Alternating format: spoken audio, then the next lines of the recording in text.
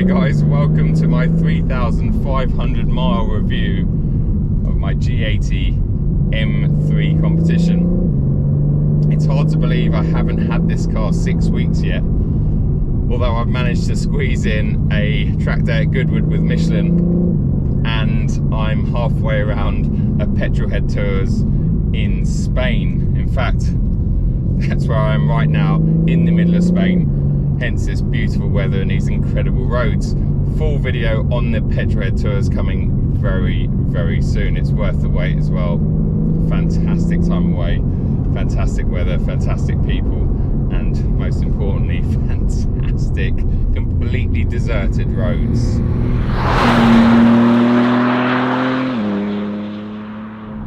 Firstly, I just want to thank you lot for the really warm reception of the spec of this particular car.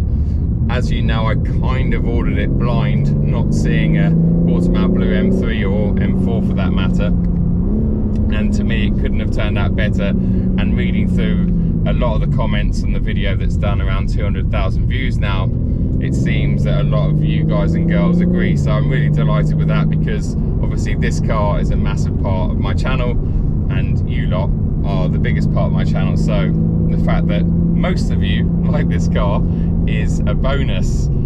I absolutely love it, and for the first time I think in picking up a new car, I haven't been looking at other M3s out there and wishing that my car was that particular colour or different interior colour or spec. I'm really happy with the way this turned out. I love the Portimao Blue and I love the Kailami Orange interior. I think they work well together.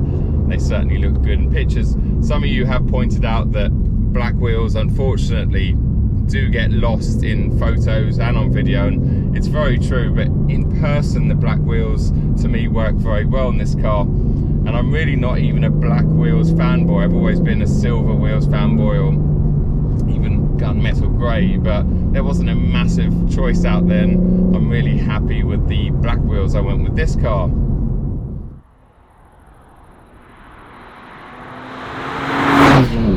Again, as many of you know, thankfully this car has PPF on the most prone panels to stone chippings, so around the front end, the rear wings, the boot lip, etc.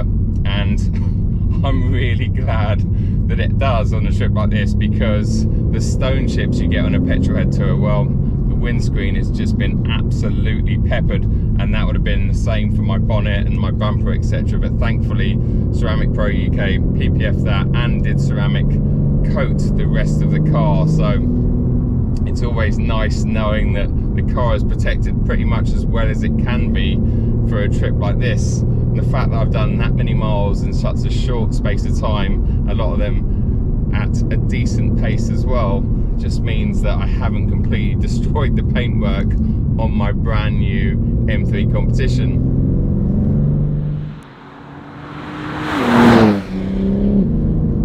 I'm absolutely loving the Alcantara steering wheel that Jack at Royal Steering Wheels trim for me. He does such a good job, and it's been a real nice thing to hold on to for the past 7 or 8 days. It really has. It hasn't been too warm on the hot days, and I just love the feel of a good quality Alcantara over a leather. I just feel I get a bit more purchase on the wheel without having to hold it too tight, if that makes sense. And it looks good. I love that orange stripe at the top. It really brings out the rest of this orange cabin. Not that it really needs bringing out, of course. In fact, on camera, when I've watched back videos with this car, the interior looks even more orange than it does in real life.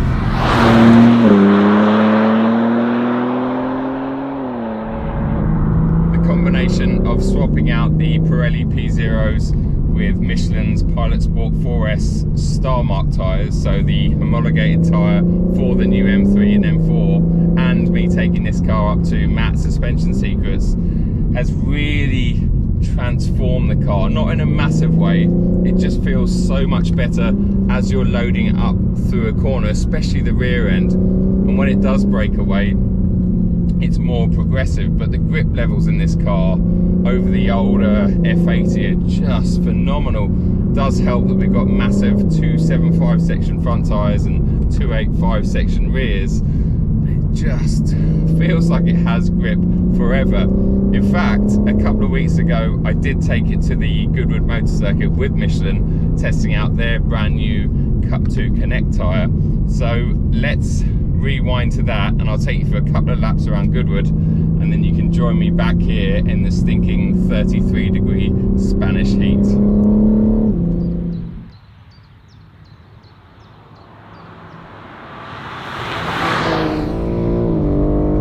Okay guys, you join me at a very sunny and beautiful Goodwood. I'm just at the back end of testing the Michelin Cup 2 Connect tyres in my G80 M3 Competition.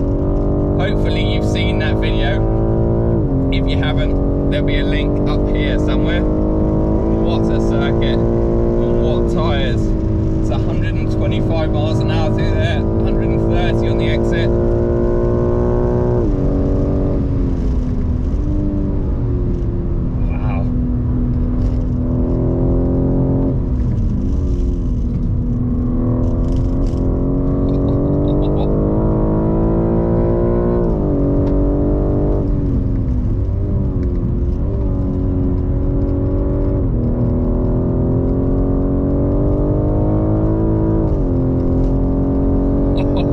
It's 110 miles an hour on the exit there. That's 140. 155. Bleed it in.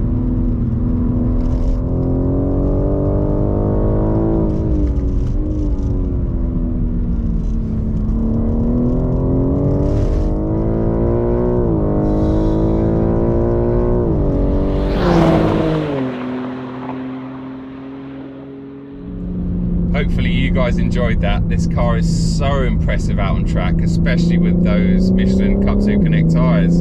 I couldn't believe the lap times it was doing around Goodwood in comparison to, let's say, my M2 Competition, or in fact many other times that I've looked at online. It just has so much grip and so much pace, and it really does defy its own mass, if you like. It's really, really impressive. Now we're going to get on to the good and bad points about my G80 M3 Competition. As you know, I've done 3,500 miles in this, and in fact I've probably done a couple of thousand miles in other G80s and G82s. So I'm going to combine all of that information and feed back to you what I've discovered in that time.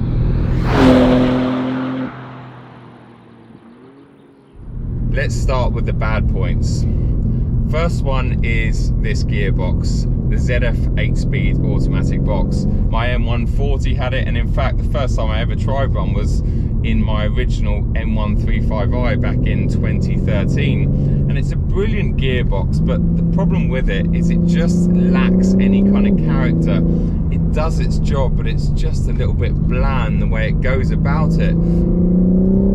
It's brilliant as an automatic gearbox when you knock it back into drive and you're just using this car to cruise around in. It's a fantastic gearbox, and that's where this gearbox really works. That's where its application is best. But in this car, when you're pushing on down a road like this or on track, it's just a little bit lazy and a little bit slow, and the shifts just aren't that exciting. The upshifts, well, they're quick, but they're just a bit too smooth. And I know that sounds ridiculous because smooth in a gear shift is efficient, but the way the DCT used to change was just epic, and I'd always slow that down a little bit because the snappiest or the most ferocious change in the DCT was always a little bit too snappy for me, but still it gave you a little bit of engagement. It almost gave you a little bit of that manual gear shift back, if that makes sense. In the UK we're stuck with the ZF 8-speed only, and I am missing a manual box or a more engaging sort of twin clutch system.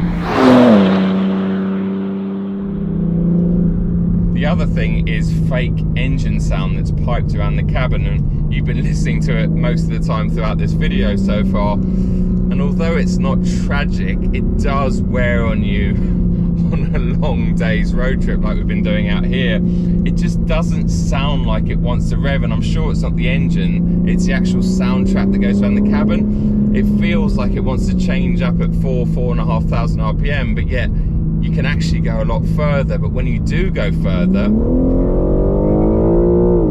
it just doesn't sound very happy. But I'm pretty sure that it's the sound that I'm hearing that doesn't sound very happy and not the engine. If you press the exhaust button down here, it does get rid of a lot of the fake engine sound, but then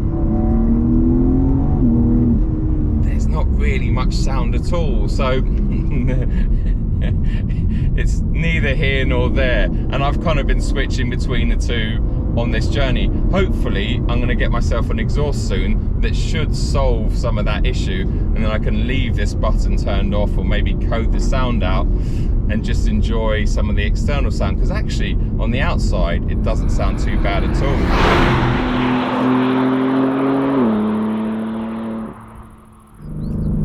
My next negative is steering feel. And although this car has got an absolutely mighty front end, unbelievable. In fact, I haven't driven many cars with a better front end than this G80 M3. Honestly, you turn in and it just turns. I haven't even felt a hint of understeer on this road trip so far, and that is rare at some of the pace that we go at.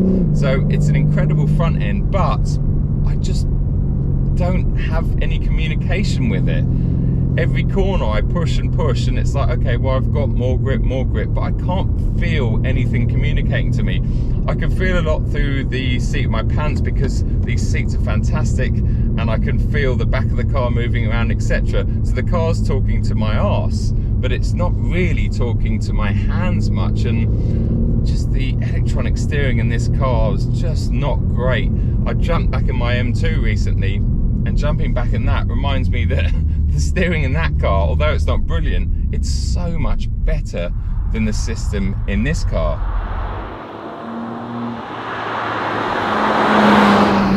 My final negative is to do with the S58 engine. Brilliant as it is, it does suffer from lack of low-down torque. And I did talk about that in my X3M competition video about 2 years ago. That was the first BMW to house this rather brilliant engine, and I thought that in the lighter M3 and M4 you wouldn't notice that lack of low down torque, but in fact it's been really apparent on this trip. 2 up and a load of luggage, if you're caught napping and just below 2,500 RPM, it really struggles to get on boosts, and actually you feel like you've got absolutely no power and no torque. Example, coming out of here, I'm at 1,500 RPM now, 1,600. My foot's on the floor and there's absolutely nothing happening. Slowly, well, that's 2,000, and it still hasn't come on boost. It's about 2.3, 2.4 where it starts picking up. The B58, which this engine is modelled on, would never dream of doing that. That is a torque monster, that engine. It reminds me of a 6-cylinder, 3-litre BMW diesel engine, the way that thing picks up the torque. But this, it really does suffer. And I know a lot of you diehards out there are probably saying, yeah, but you want that in an M engine, you want to be able to rev it out all the time. And that is kind of true, but it's just amazing how little there is below about 2,200 RPM. There's literally nothing, and it does catch you out.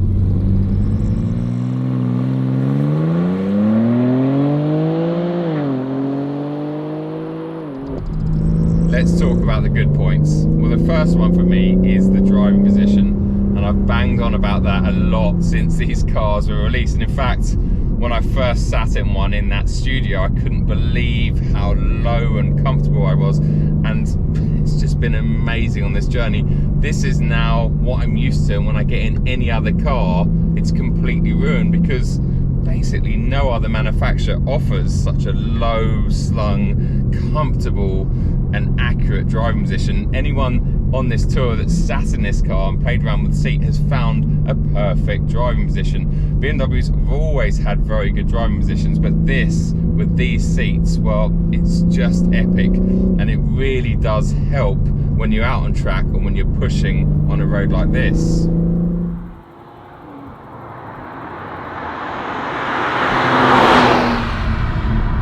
continuing on from the brilliant driving position, I have to say my next positive is this cabin. The current 3 and 4 Series is brilliant, and this is just another level up. BMW's operating system 7. I love the fact that we've got buttons in here as well, and the BMW iDrive controller. It's all just very familiar and very easy to use. This being an M car, well, I've got my M1 and M2 buttons up here on the steering wheel, and I've got these lovely new carbon fibre paddles that work very well tucked behind this freshly trimmed Jack from Royal steering wheel. So the whole setup here, the driving position, the controls, the technology, it just all works so well together, and I'm definitely not sitting here wanting more. My next positive is when you knock this car back into comfort, the ride quality for an M3, especially comparing it to the older F80 generation, is really, really impressive and does make it a viable daily proposition. And especially after I swapped out those P0s, which just give you a bit of a harder ride. I noticed that sort of ripply edge disappear immediately as soon as I put the PS4Ss on. So those combined just give you a really usable and comfortable car.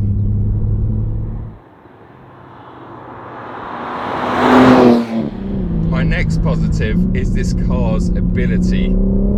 Its brakes, its front end, and then when you apply power, it just deals with it each and every time, even when it's greasy and slippery outside.